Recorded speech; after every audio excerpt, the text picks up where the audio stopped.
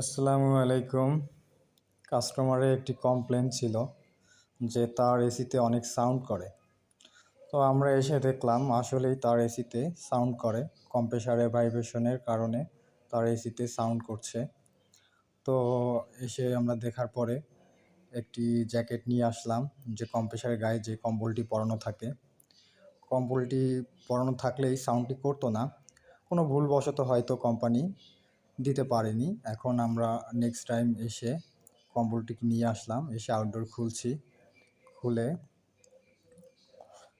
কম্প্রেসারের গায়ে জ্যাকেটটি পরানো হবে। এই যে দেখতে পাচ্ছেন যে কম্বলটি আছে, এটি পরানো হবে। কম্বলটি পরালেই কম্প্রেসারের সাউন্ডটি বন্ধ হয়ে যাবে এবং এসিতে কোনো নয়েজ করবে না। আমাদের ভিডিওটি দেখার জন্য ধন্যবাদ।